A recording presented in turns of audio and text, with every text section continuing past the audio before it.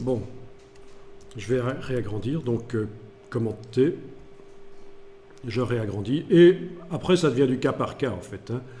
Ça devient du cas par cas, vous allez pouvoir chacun faire le photomontage qui vous convient.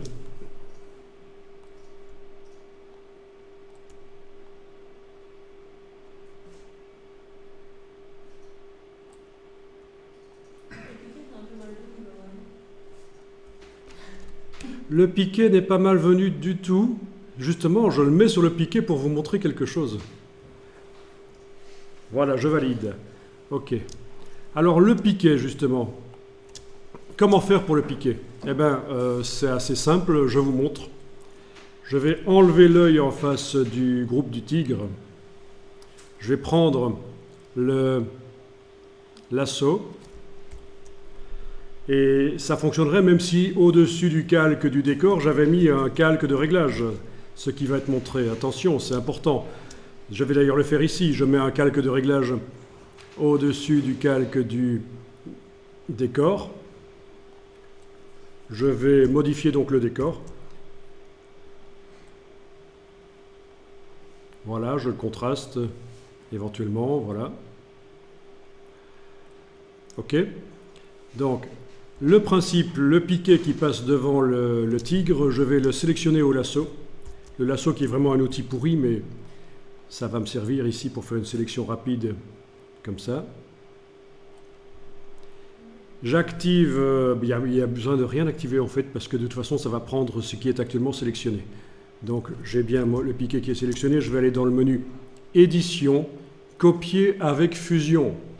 Alors, copier avec fusion, ça veut dire quoi? Ça veut dire que ce qui est actuellement sélectionné là dans ma sélection va être envoyé dans le presse-papier. Ce qu'on voit, donc je vais en fait copier le décor corrigé par le calque de réglage. Donc c'est ce qu'on voit qui est copié. Parce que si vous faites juste édition copier, déjà là, ça ne va pas marcher parce que ce sera des pixels blancs du masque. Si je fais ça, ça ne va pas marcher non plus parce qu'il n'y a pas vraiment de pixels sélectionnés, c'est un objet dynamique. Donc ça va foirer. Donc c'est ça l'intérêt de édition copier avec fusion. Voilà. Ensuite, je vais réactiver le groupe du tigre là et je vais coller édition, coller. Et voilà.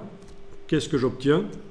Le piqué avec la bonne intensité lumineuse, le piqué avec la bonne intensité lumineuse, il est... Oui, donc ça a vraiment copié le décor corrigé. Sur ce calque, je vais aller mettre un masque de fusion. Et dans le masque de fusion, je dessine en noir pour faire réapparaître le tigre là où il doit apparaître. Donc voilà la bonne technique pour le cas où vous avez des éléments qui sont là en sandwich entre des des éléments du décor. Clic, majuscule, clic, ça fait des droites avec la broche, vous savez ça. Hein. Clic, majuscule, clic, c'est pour faire des droites en fait. Hein.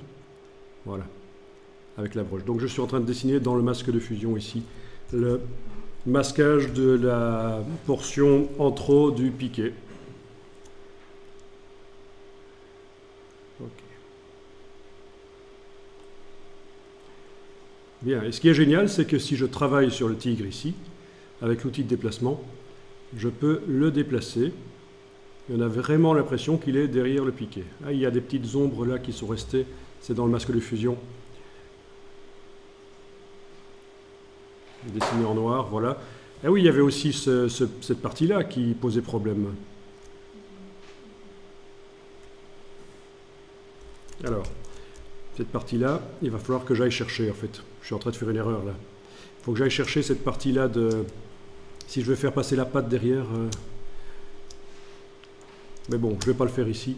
Vous avez compris le principe, sélection au lasso, édition, copie avec fusion, créer un nouveau calque au-dessus du tigre. Waouh! Annuler. Et jouer dans le masque de fusion. Voilà. Voilà, donc ça peut être sympa, ça peut donner quelque chose de réaliste. L'ombre doit être retravaillée. Donc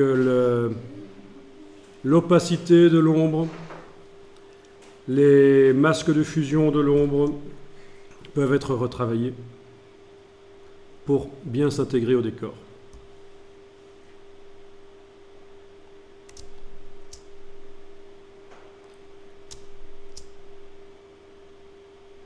Ok.